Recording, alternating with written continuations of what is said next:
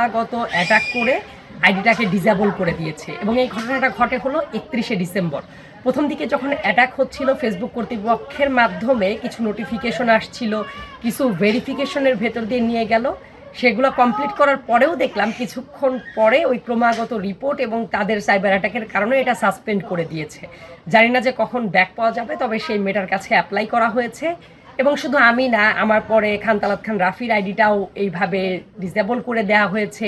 এবং অন্যান্য আমাদের যারা ফ্রেন্ড ছিল, যেমন হাসনাতের সাথে কথা হয়েছে, আমার শারজিসের সাথে কথা হয়েছে, তারপর ওই যে জুনিয়র আসিফ যা আছে, আসিফ মাহমুদ উপদেষ্টা, ওর আইডির পরও কিন্তু ক্রমাগত আক্রমণ হচ্ছে।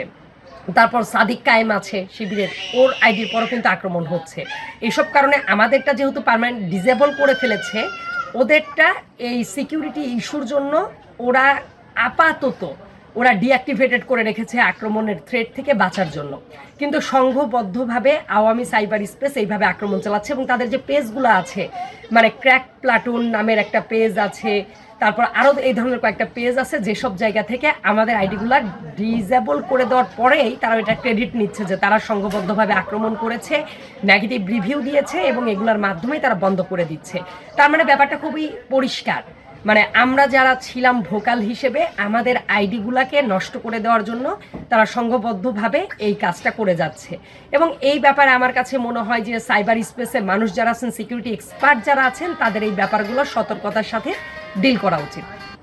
এবং যারা এই ধরনের অ্যাক্টিভিজমের সাথে জড়িত, তাদের প্রত্যেকের আইডিটা নষ্ট করে দেওয়ার জন্য কিন্তু তারা হুমকি ধামকি দিচ্ছে।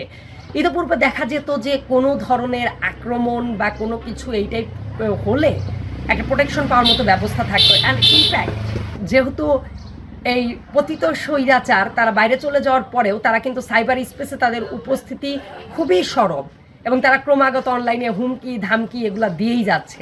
সো সরকারের উচিত হবে এই ব্যাপারগুলো কিভাবে প্রোটেক্ট করা যায় সেই ব্যাপারে চিন্তা ভাবনা করা।